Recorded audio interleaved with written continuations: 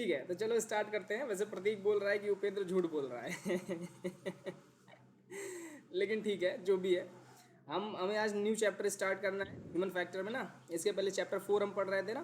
क्या पढ़ रहे थे? फैक्टर्स अफेक्टिंग ह्यूमन परफॉर्मेंस, जिसमें बहुत सारी चीज़ें हमने पढ़ी थी ना, फिटनेस से लेकर के फटीग, स्ट्रेस, एल्कोहल, ड्रग्स, और ये सारी चीज़ें हम पढ़ चुके हैं अपने पिछले कुछ दिनों में। पिछले ही कुछ दिनों में हमने पढ़ा है। अब आज से अपना new and fresh chapter start कर रहे हैं, फिजिकल इन्वायरमेंट। ठीक है, तो सबसे ज़रूरी आप ये जानो कि फिजिकल इन्वायरमेंट का मतलब क्या होता है। ठीक है, तो फिजिकल इन्वायरमेंट का मतलब होता है जहाँ पर भी आप काम करते हो। जैसे एग्जांपल के लिए भी आप घर पे हो, है ना, तो आपके आसपास होने वाली जितनी भी एक्टिविटीज़ हैं, जो कुछ भी आपके आसपास हो रहा है, ये सारे के सारे जो भी हैं, जैसे मान लो कि आपकी मम्मी खाना बना रही होंगी, या अगर आप बाहर रह रहे हो तो आप खुद खाना बना रहे होगे, खाना बन रहा होगा, उससे कुछ आवाज़ आ रही होगी, कुछ फ्यूम्स आ रहे होंगे, ये सारी चीज़ें जो हैं आपके फिजिकल इन्वायरमेंट में इंक्लूड होती हैं। ठीक है, यानी कि कोई भी ऐसी एक्टिविटी, कोई भी ऐसा प्रोसेस जो आपके आस पास होता है, उसे हम कहते हैं उनका फिजिकल इन्वायरमेंट। ठीक है, अब ये एयरक्राफ्ट के बेसिस में कैसे लागू होता है? तो जैसे जब आप कोई भी एयरक्राफ्ट फील्ड में काम करते हैं, एविएशन फील्ड में काम करते हैं, तो वहाँ पर बहुत सारी ऐसे मशीनें होती हैं, टूल्स होते हैं, एपीयूज़ होते हैं, जीपीयूज़ होते हैं, या कोई इंजन होता है जो एयरक्राफ्ट में लगा है, उसकी टेस्टिंग चल रही है, या वो एक्चुअल में कुछ काम कर रहा है, या फिर अभी जस्ट स्टार्ट होकर टेक ऑफ करने जा रहा है। तो इस तरह से बहुत ढेर सारी नॉइजेज आपको मिलेंगी। ठीक है, इसके अलावा आपको फ्यूम्स मिल सकते हैं। फ्यूम्स कहने का क्या मतलब है? एक तरह से आप इसको महक के उसमें समझ सकते हैं। जैसे आप कहते हैं ना, अगर आप परफ्यूम लगाते हैं तो एक अच्छी खुशबू आती है, तो वो जो फ्यूम आप समझ पाते हैं, जैसे अगरबत्ती लगा दिया तो आप सूंघ पाते हैं कि एक अच्छी खुशबू आ रही है ना, उसे फ्यूम कहते हैं। तो इस तरह का फ्यूम भी आपको डिस्टर्ब कर सकता है। ठीक है, कैसे? जैसे मान लो किसी हाइड्रोलिक फ्लूइड का फ्यूम आ रहा है, या फिर किसी और ऑयल के जलने का फ्यूम आ रहा है, जैसे गैसोलीन जल रहा है, या एविएशन टरबाइन फ्यूल एटीएफ जल रहा है। वो डिपेंड करता है कि क्या चीज़ है, वहाँ से आपको फ्यूम्स मिल सकता है। इसके अलावा इल्यूमिनेशन, यानी मान लीजिए अगर आप रात में काम कर रहे हैं, या फिर ऐसे प्लेस पे काम कर रहे हैं जो कि डार्क है। डार्क मतलब आप समझिए, डार्क का मतलब ये होता है जहाँ पर अंधेरा है, जहाँ पे प्रॉपर रोशनी नहीं है ना। ऐसा जरूरी नहीं है कि इल्यूमिनेशन की जरूरत सिर्फ रात में पड़ती है। मान लीजिए कि आपका हैंगर जो है वो ऐसा है कि चारों तरफ से ढका हुआ है, बंद है, तो ऑब्वियस सी बात है वहाँ पे क्या होगा? अंधेरा होगा, तो वहाँ पर आपको लाइट की ज़रूरत होगी। और अगर प्रॉपर लाइट नहीं होगी तो भी आप डिस्टर्ब होंगे। ठीक है, तो कुल मिलाकर के इस चैप्टर में, पूरे चैप्टर में हम यही पढ़ने वाले हैं कि आपका फिजिकल इन्वायरमेंट जो है, यानी आपके आसपास की जो हैपनिंग्स हैं, जो घटनाएं हो रही हैं, या फिर जो कोई प्रोसेस चल रहा है, वो कैसे आपके परफॉर्मेंस को अफेक्ट कर सकता है। ठीक है, ये हम पढ़ने वाले हैं इस चैप्टर में। ठीक, तो कुछ एग्जाम्पल इसमें दिए हुए हैं, जैसे आपके परफॉर्मेंस को घटाने या बढ़ाने का काम करने वाले। जैसे कि पहले मैंने बता दिया, नॉइज़ है, फ्यूम्स हैं, एल्यूमिनेशन है, क्लाइमेट है। क्लाइमेट मतलब समझो कि आप खुद जानते हो, अगर आपको बहुत ज़्यादा गर्मी लगे तो आप काम नहीं कर सकते अच्छे से। ठीक है, बहुत ज़्यादा ठंडी लगे तब भी काम अच्छे से नहीं कर सकते। मान लो जहाँ काम कर रहे हो वहाँ खूब ज़्यादा बारिश हुई और वो ऊपर से टपकने लगा पानी, तो कैसे काम करोगे? ठीक है, तो क्लाइमेट पर भी कहीं ना कहीं आपका परफॉर्मेंस डिपेंड करता है। ठीक है, नेक्स्ट है आपका टेम्परेचर। ऑब्वियस सी बात है, टेम्परेचर का क्या मतलब है? टेम्परेचर एक नॉर्मल टेम्परेचर अगर है आपका टेम्परेचर और ह्यूमिडिटी, तो आप इजीली काम कर सकते हो। जैसे आजकल का जो दिन चल रहा है, देखो कितनी सारी बारिश हो रही है, तो उमस बहुत ज़्यादा हो रहा है। ठीक है, तो ऐसा कोई खास गर्मी नहीं होता है। आप देखो कि बादल रहता है, धूप बहुत ज़्यादा नहीं होता है, लेकिन फिर भी आपको बहुत ज़्यादा इरिटेशन फील होता है। ठीक है, क्यों? क्योंकि बहुत ज़्यादा उमस है, ह्यूमिडिटी बहुत ज़्यादा है। ठीक है, फिर नेक्स्ट आता है मोशन। मान लो कि ऐसे कोई काम आपको करना है जो कंटिन्यूसली रनिंग है, या वो चल रहा है, उसके प्लेस बार बार चेंज हो रहे हैं, तो वहाँ पर भी आपको काम करने में परेशानी आएगी। इसके अलावा वाइब्रेशन, आप जिस चीज़ पर काम कर रहे हैं वो वाइब्रेट कर रहा है, या जिस टूल से काम कर रहे हैं वो कंटिन्यूसली वाइब्रेट कर रहा है। तो आपने ऐसा खुद फील किया होगा, अगर कोई चीज़ कंटिन्यूसली वाइब्रेट करता है तो उसे जनरल भाषा में कहते हैं झुनझुनी चढ़ गया है। मतलब ऐसे हाथ वगैरह अच्छे से काम नहीं करता अगर आप कुछ देर उसको होल्ड करके रखेंगे। ठीक है, जैसे मान लीजिए आप अगर रिविटिंग गन का यूज़ कर रहे हैं, है ना, तो रिविटिंग गन क्या है? वो अच्छा खासा आपको वाइब्रेट करता है जब आप उसको यूज़ करते हैं। तो मान लीजिए वो वाइब्रेट कर रहा है, वाइब्रेट कर रहा है, बहुत तेज़ी से वाइब्रेट कर रहा है, अब हाथ में पकड़े हुए हैं। 10-15 मिनट के बाद आपको ऐसा लगेगा जैसे आपका हाथ काम नहीं कर रहा है ना। उसको आप थोड़ी देर रिलैक्स करोगे, उसके बाद फिर वो काम करेगा। ठीक है, तो वाइब्रेशंस अगर बहुत ज़्यादा हैं तो भी आपका परफॉर्मेंस में इफेक्ट आ सकता है। ठीक है, फिर नेक्स्ट है आपका कन्फाइंड स्पेसेस। ये भी सही बात है। मान लीजिए कि आपको कोई ऐसा काम करने के लिए दिया गया है जो पूरे हैंगर में एक छोटा सा पार्ट रखा हुआ, आप दनादन गए चारों, जिधर से मन होता है उधर से बैठ के काम कर ले तो कोई दिक्कत नहीं है। ठीक है, लेकिन कुछ ऐसी भी जगह होती हैं एयरक्राफ्ट के अंदर भी और एयरक्राफ्ट के पार्ट्स के अंदर भी, जहाँ पर सिर्फ लिमिटेड स्पेस अलाउड होता है। मतलब आप उस पर टूल डाल सकते हैं, बस उससे ज़्यादा आपको इवन कि ये भी नहीं दिखेगा आपका टूल करेक्टली लगा हुआ है या नहीं लगा हुआ है। ठीक है, अगर बचपन में आप इंजीनियरिंग वगैरह किए होंगे ना खिलौनों उलौनों को तोड़ ताड़ के, तो ये प्रॉब्लम बहुत बार आती है। बहुत बार ऐसा हो जाता है कि आप चीज़ों को खोलना तो चाहते हैं लेकिन वो आपकी आंखों से दिखता ही नहीं है, या तो उसमें टूल डालिए या तो आंख से देख लीजिए, दोनों में से एक ही काम होता है। ठीक है, तो ऐसे जब कन्फाइंड स्पेसेस होते हैं तो कन्फाइंड स्पेस में क्या होता है, काम करने में ज़्यादा प्रॉब्लम होता है। कन्फाइंड मतलब थोड़ा स्पेस, मतलब ज़्यादा स्पेस नहीं है। और कभी कभी हमने आपको थोड़े दिन पहले जब मैं चैप्टर पढ़ा रहा था आपको, सेकंड चैप्टर थर्ड चैप्टर, तो मैं उसमें उसमें मैंने बताया था कन्फाइंड स्पेसेस में बहुत सारे लोग काम कर ही नहीं पाते हैं, है ना, वो डरते हैं काम करने से, और उसको हम क्या कहते थे, क्लस्ट्रोफोबिया कहते थे, है ना, पढ़ाया था मैंने। क्लस्ट्रोफोबिया वाली भी प्रॉब्लम होती है। तो कन्फाइंड स्पेस में एक तो काम करने का जगह कम है, ऊपर से आप कुछ लोग, बहुत सारे लोग ऐसे होते हैं जो डरते हैं, है ना, तो उस डर की वजह से भी काम का जो परफॉर्मेंस है वो ख़राब हो जाता है। ठीक है, तो ये सारी प्रॉब्लम्स होती हैं अपने फिजिकल इन्वायरमेंट से। इतना ही नहीं, और भी इशूज़ हो सकती हैं, जरूरी नहीं इतना ही है। ऐसे कोई भी इशू जो आपके फिजिकल इन्वायरमेंट में हो और वो आपको डिस्टर्ब कर दे, ठीक है, उस पूरी इशू को बोला जाता है फिजिकल इन्वायरमेंट। ठीक है, यानी वो फिजिकल इन्वायरमेंट आपका, आपके आसपास की घटनाएं जो आपके परफॉर्मेंस पर यानी आपके आउटकम्स पर इफेक्ट डालती हैं। ठीक है, इतना आया सभी को समझ में कि फिजिकल इन्वायरमेंट क्या होता है। अगर किसी को नहीं समझ में आया अभी भी कि फिजिकल इन्वायरमेंट होता क्या है, तो वो पूछ सकता है। आ गया समझ में सभी को, वेरी गुड। ठीक है, अगर कुछ नहीं समझ में आया तो पूछ लिया करो, ऐसी कोई बड़ी बात नहीं है। लेकिन ये बहुत ईजी चीज़ है, ऐसा कोई बहुत ज़्यादा इसमें 30 मार्क हाँ बनने वाली चीज़ है नहीं है, बहुत ही ईजी चीज़ है। फिजिकल इन्वायरमेंट मतलब क्या होता है, आपके आसपास की चीज़ें और उनकी वजह से अगर अगर आप इफेक्ट हो रहे हैं। ठीक है, अब हम ये जो जितनी भी चीज़ें मैंने बताई हैं, noise, fumes, illumination, climate, temperature, motion, vibration, confined spaces या फिर कोई और भी चीज़, ये हर चीज़ को हम डिटेल में पढ़ेंगे। ठीक है, क्योंकि इन डिटेलिंग में इसे क्यों पढ़ाया जा रहा है, देखो ये भी जानना बहुत ज़रूरी है। क्योंकि ये जितनी चीज़ें मैं आपको अभी तक पढ़ा रहा हूँ, ह्यूमन फैक्टर एक ऐसा सब्जेक्ट है कि जिस दिन आप मेंटेनेंस फील्ड में एंट्री करेंगे उस दिन से इसका एप्लीकेशन लागू हो जाएगा। ठीक है, जैसे और भी सब्जेक्ट इंपॉर्टेंट है, ऐसी बात नहीं है, लेकिन वो सब्जेक्ट कब लागू होंगे आप पे प्रैक्टिकली, जब आप उस कंपोनेंट पर काम करोगे। लेकिन ह्यूमन फैक्टर आप जिस दिन से एंट्री करोगे उस दिन से लागू हो जाएगा। ये सब चीज़ें आपको देखने को मिलेंगी, है ना, ये सारी की सारी चीज़ें, नॉइज़, फ्यूम, इल्यूमिनेशन, ये सब कुछ देखने को मिलेगा आपको पहले दिन से, चाहे आप कुछ काम करो या बैठे रहो, ये सब फिर भी आपको झेलना पड़ेगा। ठीक है, तो सबसे पहले जो हम बात करेंगे वो हम बात करेंगे नॉइज़ एंड फ्यूम्स की, कि नॉइज़ और फ्यूम होता क्या है और ये कैसे हमें अफेक्ट करता है। ठीक है, तो नॉइज़, देखो एक बात और जान लो, मैं अलग अलग इसे पढ़ाऊंगा। नॉइज़ का मतलब समझो पहले। नॉइज़ का मतलब ये नहीं होता जैसे मैं आपको पढ़ा रहा हूँ तो मेरी भी आवाज़ आप तक जा रही है, या आप हमसे कुछ पूछ रहे हो तो आपकी आवाज़ मेरे तक आ रही है, लेकिन उसे नॉइज़ की कैटेगरी में नहीं रखा जाएगा। क्यों? क्योंकि नॉइज़ का मतलब ऐसा होता है जिसका कोई भी मीनिंग ना हो, यानी वो फालतू का आपको परेशान कर रहा हो, एनॉय कर रहा हो। ठीक है, वो आपको एनॉइंग लग रहा हो, आपको बेकार लग रहा हो। जैसे आप अभी पढ़ रहे हैं और आपके सड़क से कोई एक वो क्या बोलते हैं ट्रक वाला निकलता है, पों पों पों पों करके, तो आप डिस्टर्ब हो जाते हो, है ना। हमारी भी आवाज़ ही जा रही है आप तक, उसकी भी आवाज़ ही आ रही है आप तक, लेकिन वो क्या है, नॉइज़ है, और मेरी आवाज़ जो है वो कम्युनिकेशन है। ठीक है, तो कम्युनिकेशन का डेफिनेशन यही होता है जब कोई भी हम अपने आइडियाज़ को शेयर करते हैं, मैं अपनी बातें आपको बता रहा हूँ, आप अपनी बातें हमें बता रहे हैं, हमें आपकी बातें समझ में आ रही हैं, आपको हमारी बातें समझ में आ रही हैं, तो वो कम्युनिकेशन हो गया। लेकिन कोई ऐसा कम्युनिकेशन नहीं, कोई ऐसा आवाज़, ऐसा साउंड जो एनोइंग हो, आपको चिड़ चिड़ लग रहा हो उससे, या बार बार रिपीट हो रहा हो वही सेम चीज़ बार बार रिपीट हो रहा हो, या फिर जैसे मान लीजिए आपके घर में अगर कारपेंटर वगैरह काम करता है, ड्रिलिंग वगैरह का काम होता है, तो आप देखिए उसमें बहुत ज़्यादा डिस्टर्ब हो जाते हैं। ठीक है, बहुत ज़्यादा डिस्टर्बेंस होती है, उसको बोलते हैं नॉइज़।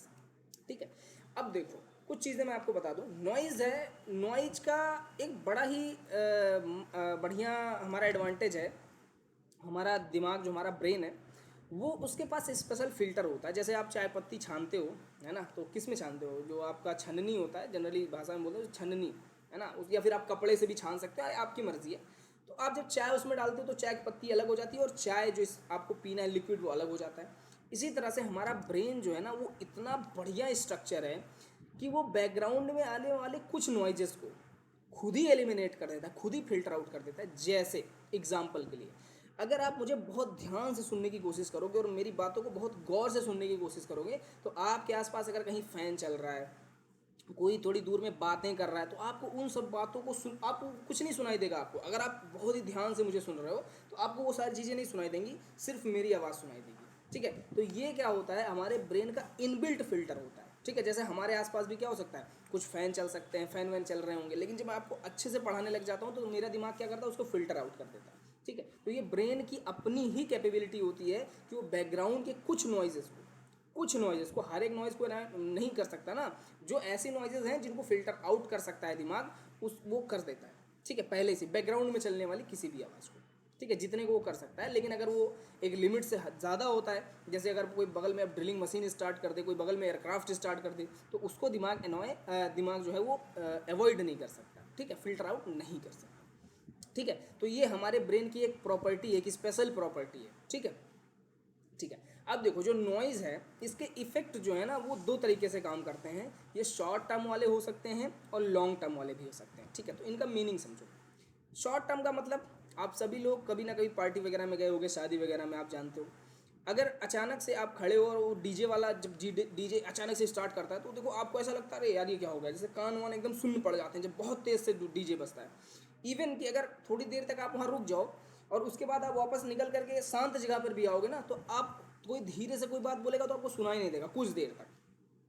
ठीक है, कुछ देर तक आपको कोई भी चीज़ बहुत तेज़ बोलनी पड़ेगी, फिर आपको सुनाई देगा, फिर धीरे धीरे धीरे धीरे करके फिर आपका जो हियरिंग है वो नॉर्मल लेवल पे आ जाता है। ठीक है, तो ये शॉर्ट टर्म हो गया, यानी आपके नॉइज़ की वजह से जो आवाज़ है, जो अनवांटेड आवाज़ है, अनवांटेड साउंड है, उसकी वजह से आपका हियरिंग लॉस होता है दो तरीके से। एक तो शॉर्ट टर्म के लिए और एक लॉन्ग टर्म के लिए।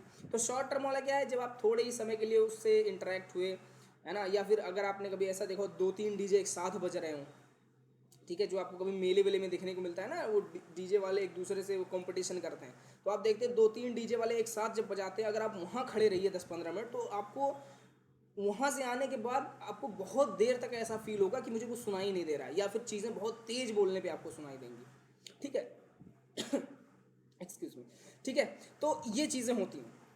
ठीक है, ये आपका शॉर्ट टर्म वाला है। लॉन्ग टर्म वाला क्या हो सकता है, जैसे मान लो आप एविएशन फील्ड में काम कर रहे हो, है ना, आपका काम जो है वो एयरक्राफ्ट को टैक्सी कराना है, यानी कि आपको एयरक्राफ्ट को इधर से उधर करना है, पार्कवे से निकाल के रनवे तक ले जाना है, या जो कुछ भी करना है, आप वो टो ट्रक का यूज़ करते हो, यानी टोइंग करते हो आप एयरक्राफ्ट को, है ना, और एयरक्राफ्ट के इंजन स्टार्ट रहते हैं उस समय, मान लो। अब इंजन अगर स्टार्ट रहेंगे तो उससे आवाज़ें आएंगी, और वो आप ऐसे फील्ड में काम करो जहाँ कंटिन्यूस आवाज़ पर डे आपको सुनने को मिल रही है। तो आप डीजे वाले के पास तो एक दिन गए थे, तो आपका जो ईयर है यानी हियरिंग है वो थोड़े देर के बाद नॉर्मल लेवल पर आ गया। लेकिन जैसे ही आप एक लॉन्ग टर्म के लिए किसी भी साउंड के इफेक्ट में रहने लग जाते हैं, जैसे कि मैं आपको बताऊं, अगर ये जैसे मैं एग्जांपल दे रहा हूँ, किसी एविएशन फील्ड में आप ऐसा काम करते हैं जहां पर रोज इंजन की आवाज़ आपको सुननी पड़ती है, तो आप ऐसा फील करोगे टाइम टू टाइम, यानी एक टाइम बीतने के बाद आपको ऐसा फील होगा कि आपका जो सुनने का लेवल है वो बढ़ गया है, यानी कि अब आप किसी चीज़ को ईजिली नहीं सुन पाते हो, बहुत ही तेज़ी के साथ बोलना पड़ता है। और आपने बहुत लोगों को देखा होगा कि ऐसे जब हाई साउंड वाले इन्वायरमेंट में काम करते हैं, तो जब उनका एज होता है यानी वो 50-60 क्रॉस करते हैं, तो उन्हें मशीन लगा करके सुनना पड़ता है। ठीक है, क्यों? सेम रीज़न है, क्योंकि उनका हियरिंग जो है वो डैमेज हो चुका है ज़्यादा आवाज़ सुनने की वजह से। ठीक है, और ये जो हियरिंग डैमेज है ये भी टेम्परेरी और परमानेंट हो सकता है कुछ दिन के बाद उनका ठीक भी हो जाए, और ये भी हो सकता है कि वो बिल्कुल ही ख़राब हो जाए एकदम से, मतलब वो सुनने के काबिल ही ना बचे। ठीक है, तो दैट डिपेंड्स कि आपने किस प्रकार का जो साउंड है उससे एक्सपोजर आपका हुआ। एक्सपोजर मतलब आमना सामना, ऐसा समझ सकते हो। ठीक है, एक और बड़ा डिसएडवांटेज है नॉइज़ का, वो ये है कि जब आप एविएशन फील्ड में काम करते हैं तो आपने महसूस किया होगा या फिर आपने ज़रूर सुना होगा कहीं ना कहीं से कि हमें कम्युनिकेशन की बड़ी ज़रूरत पड़ती है। और ना, सुना क्या होगा, मैंने आपको पढ़ाया भी है बहुत अच्छे तरीके से कि कम्युनिकेशन बहुत अच्छा होना चाहिए। जब हम बात करते हैं एविएशन की, कम्युनिकेशन बहुत अच्छा होना चाहिए ताकि आप अपने सारे आइडियाज़ को दूसरे तक पहुंचा सकें, है ना, ये बात सही है। अब अगर नॉइज़ बहुत ज़्यादा है, यानी इंजन बगल में चल रहा है, एपीयू कहीं चल रहा है, कहीं कुछ और चल रहा है, कहीं जीपीयू चल रहा है, कहीं पर दूसरा एयरक्राफ्ट टैक्सी कर रहा है, इस तरह से बहुत सारी अगर आवाज़ हैं, तो आप इफ़िशियंटली किसी से टॉकिंग नहीं कर पाओगे, कम्युनिकेशन नहीं कर पाओगे। क्यों? क्योंकि आपको बहुत चिल्ला चिल्ला करके बोलना पड़ेगा, और कोई भी ये चीज़ अवॉइड करेगा कि कौन चिल्लाने जाए, अरे ऐसे ही समझा देंगे हाथ से, है ना, कि अरे ये हो गया, ऐसे हो गया, ऐसे हाथ से समझा देंगे। ठीक है, तो कम्युनिकेशन में पहली प्रॉब्लम आई। दूसरी प्रॉब्लम जो है नॉइज़ से वो बहुत बड़ी है, वो बड़ी प्रॉब्लम क्या है, वार्निंग्स होती हैं। ठीक है, बहुत सारी जगहों पर आपने देखा होगा, जैसे फायर वार्निंग होती है ना, और भी बहुत तरीके के वार्निंग सिस्टम होते हैं, आपने देखा होगा, जनरली घरों में भी होता है, अलार्म वगैरह होते हैं। तो अगर ये नॉइजेस बहुत ज़्यादा होंगी और कोई आपको वार्निंग देने की कोशिश करेगा ऑरली, है ना, विजुअली तो आप इजीली आंख से देख सकते हो, है ना, नॉइज़ का आंख पे कोई इफेक्ट नहीं होता, लेकिन अगर ऑरली यानी कोई आवाज़ दे करके आपको वार्निंग दे रहा है या आवाज़ दे के कोई साउंड सिस्टम आपको वार्निंग दे रहा है तो आप इजीली उसे सुन ही नहीं पाओगे, और अगर आप वार्निंग नहीं सुन पाओगे तो प्रॉब्लम्स स्टार्ट हो गई, क्योंकि आप वार्निंग का मतलब होता है आप अपने आप को सेफ्टी में रखिए, और अगर आप वार्निंग ही नहीं सुन पा रहे हो तो आप अनसेफ हो गए हो, यानी अब आपका जो सेफ्टी है वो खतरे में है। ठीक है, तो एक ये डिसएडवांटेज है नॉइज़ का। ठीक है, ये डिसएडवांटेज और एडवांटेज की मैं बात कर रहा हूँ नॉइजेस की।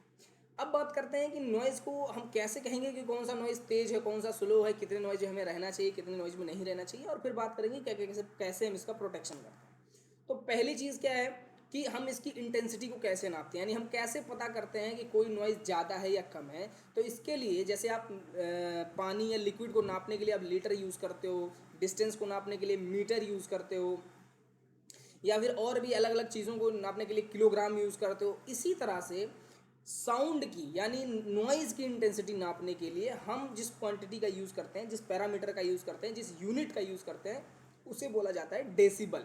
ठीक है, और इसे स्मॉल डी और कैपिटल बी से रिप्रेजेंट किया जाता है। ठीक है, तो यानी अगर आपसे कोई बोले 10 डेसिबल की आवाज़ है, यानी 10 डेसिबल का साउंड है, तो आप समझ सकते हो इसकी इंटेंसिटी कम है। वहीं पर कोई आपसे कह दे 100 है, 200 है, 500 डेसिबल की जो है साउंड है, तो आप समझ सकते हो कि इसकी इंटेंसिटी बहुत ज़्यादा, यानी ये बहुत तेज़ साउंड की बात कर रहा है। ठीक है, जनरली जब कभी भी आपका डायरेक्ट एक्सपोजर जो है वो 115 डेसिबल से ज़्यादा हो, यानी 115 डेसिबल से ज़्यादा का अगर एक्सपोजर है आपका और साउंड का, ठीक है, एक्सपोजर मतलब समझ रहे हो, अगर आप उस इन्वायरमेंट में काम कर रहे हैं जहाँ जो आपकी साउंड की इंटेंसिटी है 115 डेसिबल से ऊपर है, तो आपको हियरिंग प्रोटेक्शन की ज़रूरत होती है, यानी वहाँ पर आप सेफ नहीं हो सकता है आपके हियरिंग में टेम्परेरी या परमानेंट लॉस हो जाए, या फिर आपको कोई बीमारी हो जाए, या फिर आपको सुनने की आदत जो है आपकी वो बहुत ऊंचे लेवल पे हो जाए, ये सारी प्रॉब्लम्स आने का डर होता है। इसीलिए जब कभी भी आपका साउंड का एक्सपोजर 115 डेसिबल से एबव होता है तो आपको प्रोटेक्शन की ज़रूरत होती है, आपके कानों को बचाने की ज़रूरत होती है। तो इसके लिए हम यूज़ करते हैं दो जो बहुत ही ज़्यादा इफ़िशिएंट तरीके हैं। पहला है ईयर प्लग और दूसरा है ईयर मफ्स। ठीक है, तो इनके मैं फिगर आपको दिखा दूँ।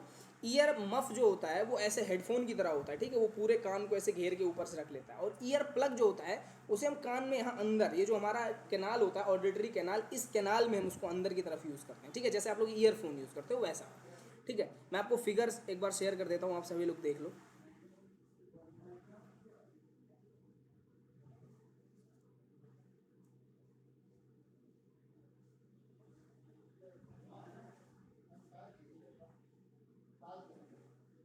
देखो ये फिगर जो है ये ईयर मफ का है। ठीक है, ये आपको दिख रहा होगा हेडफोन की तरह है ना, दोनों तरफ से आप लगा सकते हो और इससे आपका पूरा कान जो है वो ढका रहेगा। ठीक है, पूरा कान आपका पूरा ईयर जो है वो ढका रहेगा, और इसको हम यूज़ करते हैं जनरली, या फिर ईयर प्लग का यूज़ करते हैं। तो ईयर मफ आपने देख लिया, अब मैं आपको दिखाता हूँ ईयर प्लग कैसा होता है।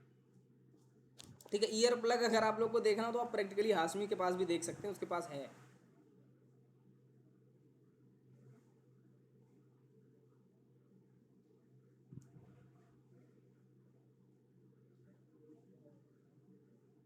ये दिख गया। ठीक है, ये क्या है, ये आप लोग देख रहे होगे ध्यान से, ये क्या है, ईयर प्लग है। और आप यहाँ पर देख रहे होगे, मैं इंडिकेट कर दे रहा हूँ, यहाँ पर आप देख रहे होगे ये कहाँ पर लगता है, आपके ऑडिटरी कैनाल में अंदर लगाया जाता है। ठीक है, यानी ये छोटी डिवाइसेज होती हैं, और अगर आप ईयर मफ की बात करो तो वो बड़ी डिवाइसेज है, वो आपके पूरे कान को ढकता है बाहर से।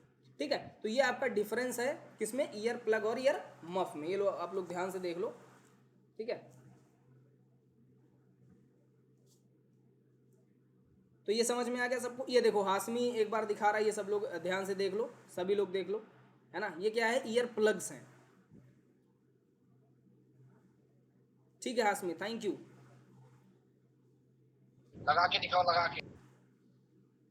अब ठीक है, उसने जितना दिखा दिया उतना बहुत है। ठीक है, तो आप लोग को ये समझ में आ गया कि ईयर मफ और ईयर प्लग क्या होता है। तो इसकी हेल्प से हम अपने ईयर्स को प्रोटेक्ट करते हैं, अपने हियरिंग लॉस को बचाते हैं।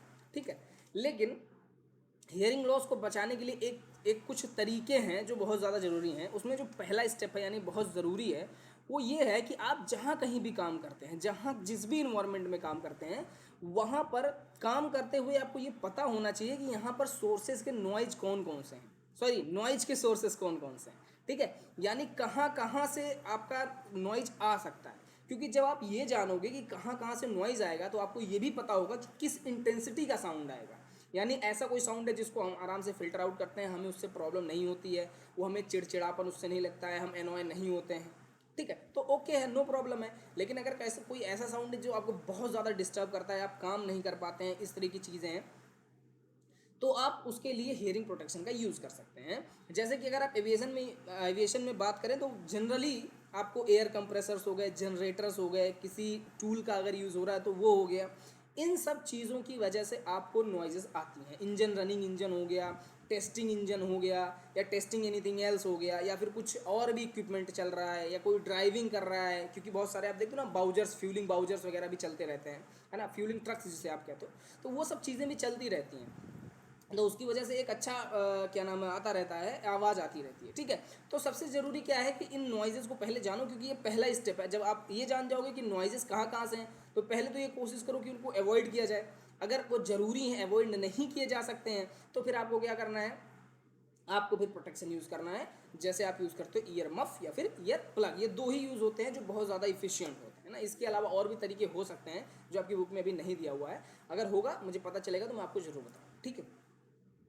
फिर बात आती है कि ये तो आपने कर लिया कि मुझे पता चल गया कि अब कहाँ से नॉइजेज आ रही है। फिर इसके लिए एक सेलेक्ट करो, एक चीज़ आप चूज़ करो कि आपको क्या यूज़ करना है, ईयर प्लग यूज़ करना है या ईयर मफ यूज़ करना है, कौन सा यूज़ करना है, क्योंकि ये भी बहुत अलग अलग तरीक़ों का हो सकता है कि किस तरह से है, किस तरह से नहीं है। तो ये सारी चीज़ें हो सकती हैं, इसलिए आपको ये भी पता करना है कि आपको ईयर प्लग यूज़ करना है या फिर ईयर मफ का यूज़ करना है, ठीक है। वैसे जनरली जो आपका ईयर प्लग होता है वो यूज़ किया जाता है जब इंटरमिटेंट नॉइजेज आती हैं, जैसे मतलब थोड़ी थोड़ी रुक के, है ना, लगातार नहीं, कंटिन्यूस नहीं, थोड़ा थोड़ा रुक के अगर आपको नॉइजेज आ रही हैं, तो जनरली उसके लिए प्रीफर करते हैं हम अपना कौन सा ये ईयर प्लग, ठीक है। और ईयर मफ हम जनरल में यूज़ करते हैं, जैसे अगर कंटिन्यूस आवाज़ है या फिर जनरली अगर आप चाहें तो ईयर मफ का यूज़ कर सकते हैं, ठीक है। ये समझ में आ गया। तो ये हमने पढ़ा कि नॉइज़ क्या होता है, नॉइज कहते किसको हैं, उससे किस तरह का नुकसान होता है और हम उससे कैसे बच सकते हैं, ठीक है।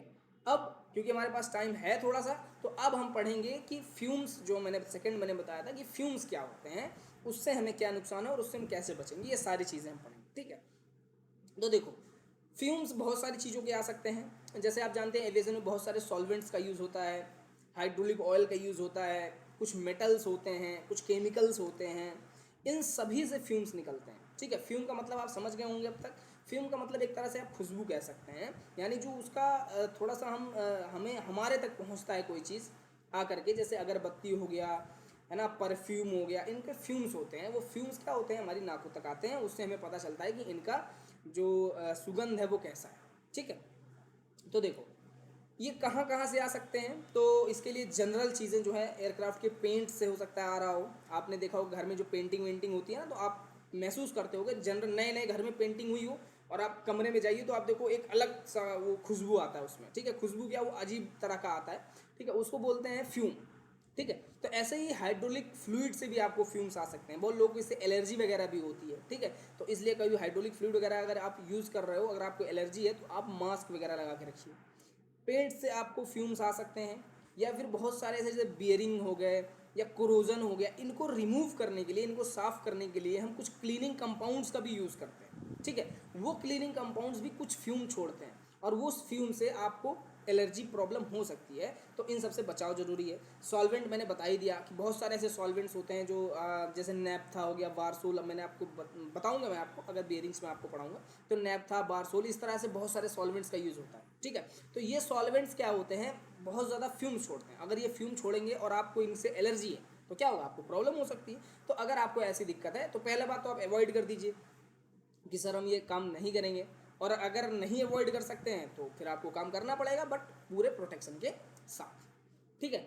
या फिर फ्यूल, आप फ्यूल तो जानते हैं, एटीएफ वगैरह यूज़ होता है, गैसोलीन यूज़ होता था पहले, अभी उतना नहीं यूज़ नहीं होता है। छोटे एयरक्राफ्ट में गैसोलीन भी यूज़ होता है, ठीक है। एक तरह से आप पेट्रोल इसको कह सकते हैं। तो आपने देखा होगा पेट्रोल भी एक फ्यूम छोड़ता है, पेट्रोल पंप पे जाते होगे तो आपको पता चलता है ना, वहाँ एक अलग लेवल का फ्यूम होता है, तो वैसा ही। या फिर जो आपके एग्जॉस्ट होते हैं, एग्जॉस्ट किसके, इंजन्स के, जितने भी इंजन के एग्जॉस्ट होंगे एरोप्लेन के या हेलीकॉप्टर के, जहाँ कहीं भी आप काम करते हो, तो उनके एग्जॉस्ट से भी आखिर फ्यूल ही तो जलता है। तो फ्यूल जलने के बाद इन्वायरमेंट में जो रिलीज होता है वो भी एक तरह का फ्यूम छोड़ता है, ठीक है। बहुत सारे लोग को ये बहुत अच्छा लगता है, जैसे जनरली मोटरसाइकिल वगैरह के पीछे अगर आप देखोगे, है ना, तो बहुत लोगों को ये फ्यूम बहुत अच्छा लगता है, बहुत लोगों को नहीं अच्छा लगता, ठीक है।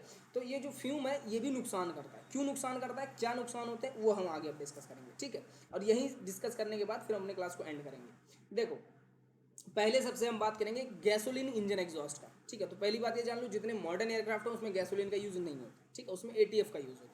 लेकिन गैसोलीन छोटे एयरक्राफ्टों में यूज़ होता है, पिस्टन इंजन वाले एयरक्राफ्टों में गैसोलीन का ही यूज़ होता था। तो गैसोलीन का एक बड़ा प्रॉब्लम था कि वो कार्बन मोनोऑक्साइड जो है वो रिलीज़ करता था, उससे निकलते थे, है ना। एक बात और जान लो, कार्बन मोनोऑक्साइड जो रिलीज़ होता है, आप कंबसन जानते हो, जनरली जो जलना होता है आग का उसे कंबसन बोला जाता है। और इसके लिए ज़रूरी है कि इन्वायरमेंट से वो ऑक्सीजन ले। लेकिन जब कोई ऐसा कंबसन होता है जिसे सुलगना कहते हो, हिंदी में सुलगता है कोई चीज़, तो क्या होता है कि जो चीज़ ऑक्सीजन की डिप्राइवेसी में, यानी कम ऑक्सीजन के, यानी ऑक्सीजन की कमी में जलता है, तो उसमें कार्बन डाइऑक्साइड की जगह कार्बन मोनोऑक्साइड निकलता है, यानी CO2 की जगह CO निकलता है ना। और ये जो कार्बन मोनोऑक्साइड, ये बहुत ही खतरनाक गैस होता है, बहुत खतरनाक गैस होता है, ठीक है। इसका कैरेक्टरिस्टिक की अगर हम बात करें, तो ना तो इसमें कोई ऑर्डर होता है, यानी आप ना तो इसे सूंघ के बता सकते हो कि ये कार्बन मोनोऑक्साइड है, और ना ही कोई ऐसा कलर होता है जो आप देख के बता सकते हो कि ये कार्बन मोनोऑक्साइड है। तो यार, तो ये ऑर्डरलेस और कलरलेस गैस होता है, ठीक है। और ये इसके एक्सपोजर पे, यानी जब कोई भी आप इसे इनहेल कर लेते हो, अपने रिस्पायरेटरी सिस्टम से अंदर ले लेते हो, आपके लंग्स में चला जाता है, तो ये आपके ब्रेन को सीधे इफेक्ट करता है, ठीक है। यानी इसका इफेक्ट सीधे ब्रेन में होता है, जिससे आप लोग पागल हो सकते हैं, पागल हो सकते हैं, और भी प्रॉब्लम्स आ सकती है, कुछ डिसऑर्डर्स हो सकते हैं, जिसमें किसी चीज़ को कोई समझ, किसी को कुछ समझ में नहीं आए, कन्फ्यूजन वाला स्टेज बना रहे, इस तरह की चीज़ें, ठीक है। अब कार्बन मोनोऑक्साइड में अगर आपका माइल्ड एक्सपोजर हुआ है, यानी आपको थोड़ा बहुत आपने इनहेल किया है कार्बन मोनोऑक्साइड, तो इतनी ज़्यादा प्रॉब्लम नहीं होगी। लेकिन फिर भी आपको सिम्टम्स मिलेंगे, जैसे कि क्या सिम्टम मिलेंगे, आपको हेडेक हो सकता है, यानी आप अचानक काम कर रहे थे, मान लीजिए किसी गैसोलीन एग्जॉस्ट के पास, आपको हेडेक होना स्टार्ट हो गया, तो आपको ये पता चल जाना चाहिए कि आपका एक्सपोजर कार्बन मोनोऑक्साइड से हो चुका है, यानी कार्बन मोनोऑक्साइड आसपास कहीं अवेलेबल है जिसको आप इनहेल कर रहे हैं कंटिन्यूसली, ठीक है। या फिर हो सकता है आपको अचानक से बहुत तेज तेज सांस आने जाने लगे, मतलब बहुत तेजी से आप सांस लेने लग जाए, ठीक है, यानी रैपिड ब्रीदिंग अगर होने लग गई, ये भी एक सिम्टम्स हैं जो बताता है कि आपका एक्सपोजर कार्बन मोनोऑक्साइड से हुआ है। या फिर न्यूसिया हो सकता है, यानी आपके नाक से पानी निकलने लग सकता है, ठीक है। वीकनेस आपको फील होगा, अचानक आप काम कर रहे थे, सब कुछ बढ़िया था, अचानक से आपको लगेगा यार काम ही नहीं, मतलब ऐसे आपको लगेगा मैं बहुत ज़्यादा थक गया हूँ, बहुत ज़्यादा वीक हो गया हूँ। अचानक अगर ऐसी चीज़ें होती हैं तो आप मान सकते हो कि आपका कार्बन मोनोऑक्साइड से एक्सपोजर हुआ है। या फिर वही बताया मैंने, ब्रेन पर इफेक्ट, कन्फ्यूजन वाली स्टेज, मैं यहाँ किस लिए आया था, अभी मान लीजिए आप वहाँ काम ही कर रहे हैं पर आपको ऐसा लग रहा है मैं किस लिए आया था, क्या कर रहा था। तो अगर ऐसी प्रॉब्लम्स हैं तो आप तुरंत के तुरंत उस काम को छोड़ करके पहले आप डॉक्टर से कंसल्ट करिए, ठीक है। इसके अलावा अगर आप हाई एक्सपोजर में पड़ जाते हो, जैसे मान लो कोई कन्फाइंड स्पेस है, कोई रूम है, और रूम में कार्बन मोनोऑक्साइड मतलब निकल गया है या छोड़ दिया है किसी ने, और अगर वहाँ पर आपका एक्सपोजर होता है तो वहाँ बहुत हाई कंसंट्रेशन में होगा आपका कार्बन मोनोऑक्साइड। अगर वहाँ पर आपका एक्सपोजर होता है तो आप अनकॉन्शियस हो सकते हो, यानी बेहोश हो जाओगे, है ना। और जब इंसान बेहोश होता है तो वो कहीं भी गिर सकता है, कुछ भी उसे चोट वगैरह लग सकती है, पहली प्रॉब्लम। और अगर कंटिन्यूस एक्सपोजर होता ही रहा, यानी आप बेहोश हो गए, अनकॉन्शियस हो गए रूम में, उसके बाद आपका कंटिन्यूस एक्सपोजर हो ही रहा है, कंटिन्यूसली एक्सपोज हो ही रहे हैं आप उसके थ्रू, यानी कार्बन मोनोऑक्साइड के थ्रू, तब मे भी पॉसिबल है कि आपकी डेथ भी हो जाए, ठीक है, क्योंकि कार्बन मोनोऑक्साइड एक पॉइजनस गैस होता है, ठीक है। ये आपके लंग्स में जा करके ऑक्सीजन को ब्लॉक कर देता है, ठीक है, ये प्रॉब्लम होती है, तो इसलिए आपकी डेथ भी हो सकती है। तो बात आती है कि अगर ऐसा हो गया, ठीक है, तो हमें क्या करना चाहिए, है ना, या फिर हमें बचना कैसे चाहिए। तो पहली बात है कि हाउ टू बी सेफ, कैसे हमें सेफ रहना चाहिए कार्बन मोनोऑक्साइड से। तो इसका सबसे बड़ा एक चीज़ है कि कभी भी आप जो गैसोलीन के एयरक्राफ्ट हैं उन्हें हैंगर में ऑपरेट मत करिए, ठीक है, हैंगर में उनकी टेस्टिंग वगैरह कभी मत करिए, ठीक है। क्यों, क्योंकि अगर हैंगर जो होता है वो एक बंद एरिया होता है, वो खुला एरिया नहीं होता है, ठीक है। एयरफील्ड जो है पूरी तरह से खुला होता है, लेकिन हैंगर जो होते हैं चारों तरफ से बंद होंगे, आपके कॉलेज में भी आपने देखा होगा, है ना। तो क्या हैंगर चारों तरफ से बंद होते हैं, और चारों तरफ से बंद होने के कारण अगर उसमें कार्बन मोनोऑक्साइड आता है तो काफ़ी लंबे समय तक उसमें एग्जिस्ट करता है, ठीक है, वो एनवायरनमेंट में निकल नहीं पाता है, तो उससे काफ़ी ज़्यादा प्रॉब्लम होगी, पहली चीज़। दूसरी चीज़, जो भी इंजन ऐसा है जिससे कार्बन मोनोऑक्साइड निकलने का खतरा है, उसे टाइम टू टाइम इंस्पेक्ट करते रहिए कि उससे कितना ज़्यादा कार्बन मोनोऑक्साइड निकल रहा है, ठीक है। इसके अलावा जब कभी भी आपको ऐसे सिम्टम्स दिखें जो मैंने बताया, हेडेक वगैरह हो, आपको कन्फ्यूजन की स्टेज हो जाए, न्यूशिया हो, या फिर इस तरह से आपको प्रॉब्लम अनकॉन्शियसनेस फील होने लगे, वीकनेस आने लगे, तो आप अगर आपको ये भी पता है कि आप एक्सपोजर में है कार्बन मोनोऑक्साइड के, तो तुरंत उस काम को छोड़ करके पहले डॉक्टर से कंसल्ट करिए, ठीक है। या फिर कोई ऐसे टूल्स हैं आपके पास जो गैसोलीन से ऑपरेट होते हैं, तो कोशिश करिए आप ऐसे टूल्स का यूज़ करिए जो इलेक्ट्रिसिटी से चले या न्यूमेटिक पावर से चले, है ना, ताकि उसमें क्योंकि इलेक्ट्रिसिटी से भी चलेगा, न्यूमेटिक पावर से चलेगा, तो उसमें किसी तरह का कंबसन नहीं होगा, और अगर उसमें कोई तरह का कंबसन नहीं होगा तो उसमें कार्बन मोनोऑक्साइड निकलेगा ही नहीं, 0% हो जाएगा। तो इससे भी आपको बचाव हो सकता है, ठीक है। और जिस भी एरिया में आप काम कर रहे हैं, मान लीजिए आप कोई मान लो आप टो ट्रक चलाते हो, है ना, टो ट्रक का काम क्या होता है, एयरक्राफ्ट को एक जगह से खींच के दूसरी जगह लेकर के जाना, है ना। तो मान लो आप टो ट्रक चलाते हो या फिर आप एयरक्राफ्ट की पार्किंग करवाते हो, है ना, तो ऐसे कंडीशन में आपको एयरक्राफ्ट के काफ़ी करीब रहना पड़ता है। और एयरक्राफ्ट में क्योंकि गैसोलीन जलता है, जो एयरक्राफ्ट में गैसोलीन जलता है, या जो भी एयरक्राफ्ट में एटीएफ में भी निकलता है लेकिन कम मात्रा में निकलता है, तो वहाँ पर आपको ज़रूरत है कि आप उस working area time to time, इसके वो आते हैं डिटेक्टर्स आते हैं, छोटे छोटे डिवाइसेज होते हैं, उनको लेकर के रहिए साथ में, ताकि आपको ये पता रहे कि जिस इन्वायरमेंट में आप हैं वहाँ कार्बन मोनोऑक्साइड की मात्रा कितनी है, यानी क्वांटिटी कितनी है। ऐसा तो नहीं आप बहुत हाई एक्सपोजर में हैं और आपको पता भी नहीं चल रहा है, तो ऐसे कंडीशन में आपको बहुत ज़्यादा प्रॉब्लम हो सकती है, आपकी डेथ भी हो सकती है। तो इस चीज़ों का ध्यान रखना जरूरी है, ठीक है। और अगर मान लीजिए कि ये सब करने के बावजूद भी कोई एक्सपोज हो ही गया है कार्बन मोनोऑक्साइड से, है ना, वो अपने आप को नहीं बचा पाया, है ना, वो एक्सपोज हो ही गया, तब फिर आप क्या करेंगे। तो अगर आपका कोई वर्कर ऐसा है जो एक विक्टिम बन चुका है, यानी उसके ऊपर ऐसा कार्बन मोनोऑक्साइड का एक्सपोजर हुआ है, यानी वो उससे प्रभावित है, तो क्या करोगे। तो सबसे पहले उस इंसान को, जिसको भी कार्बन मोनोऑक्साइड से एक्सपोजर हुआ, उसे एक फ्रेश एयर में लेकर के जाओ, जहाँ भी है वहाँ से निकाल के एक फ्रेश एयर में लेकर के जाओ, ठीक है। फ्रेश एयर में लेकर जाओ ताकि उसे ताज़ी हवा मिले, पूरा प्रॉपर ऑक्सीजन मिले, पहली बात। दूसरी बात, जब ज़्यादा एक्सपोजर हो जाता है कार्बन मोनोऑक्साइड का, तो मैंने बताया कि क्या होता है, इंसान अनकॉन्शियस हो जाता है, यानी बेहोश होकर गिर जाता है। और जब वो बेहोश होकर गिरेगा तो ऐसा हो सकता है उसे कोई इंटरनल इंजरी बहुत तेज़ लग गई हो, जैसे उसके हार्ट में चोट लग गया हो, या लीवर में, या किडनी में, या फिर हाथ फ्रैक्चर हो गया हो। इस तरह की अगर कोई प्रॉब्लम है तो सबसे पहले उसको चेक करिए, ठीक है। अगर ऐसा कोई प्रॉब्लम है तो तुरंत उसे डॉक्टर के लिए रेफर करिए। और इफ़ पॉसिबल, अगर पॉसिबल है, अगर आपके पास इमरजेंसी फैसिलिटी है, तो अगर किसी को कार्बन मोनोऑक्साइड से एक्सपोजर हुआ है तो उसे तुरंत के तुरंत 100% ऑक्सीजन, प्योर ऑक्सीजन सप्लाई देना चाहिए। यानी ऑक्सीजन मास्क होता है, उसको लगा करके उसे 100% प्योर ऑक्सीजन की सप्लाई दो, ठीक। क्यों? क्योंकि जब कार्बन मोनोऑक्साइड आपके लंग्स में जाता है तो क्या करता है, आपके जो ऑक्सीजन होते हैं उसकी जगह पर बैठ जाता है ना। तो इससे क्या होता है, आपके हार्ट में, आपके जो लंग्स होते हैं उसमें ऑक्सीजन की कमी हो जाती है। तो ये जरूरी है कि उसे 100% प्योर ऑक्सीजन दिया जाए। और अगर ये व्यवस्था नहीं है तो उसे थोड़ा वार्म टेम्परेचर में आप रखिए, ठीक है। बहुत ठंडे टेम्परेचर में आप उसे मत रखिए, पहली बात। और दूसरी बात, उसे हमेशा रेडी रखिए इमरजेंसी पीरियड के लिए। क्या हो सकता है कि कोई ऐसा इमरजेंसी आ जाए, किसे कहीं रेफ़र करना पड़े, किसी हॉस्पिटल में ले जाना पड़े, तो आप उसके लिए गाड़ी वगैरह की व्यवस्था करिए जल्दी से जल्दी, ठीक है। तो ये रहा हमारा आज का टॉपिक जो हमने पढ़ा, ठीक है। नेक्स्ट हम इसके अगला पार्ट है, इसको हम कल पढ़ेंगे। अगर आप किसी को कोई क्वेश्चन पूछना हो, जो बातें किसी को नहीं समझ में आई हो, या कुछ ऐसी चीज़ हो जो नहीं समझ पाया हूँ, मैंने बताया हो, तो वो आप क्वेश्चन पूछ सकता है जल्दी से अपना माइक ऑन करके।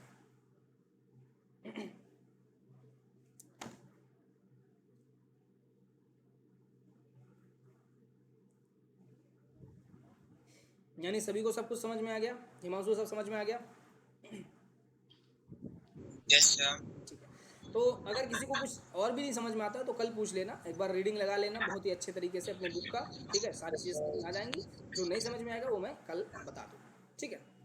तो अब हम एंड करते हैं अपना सेशन। Okay sir.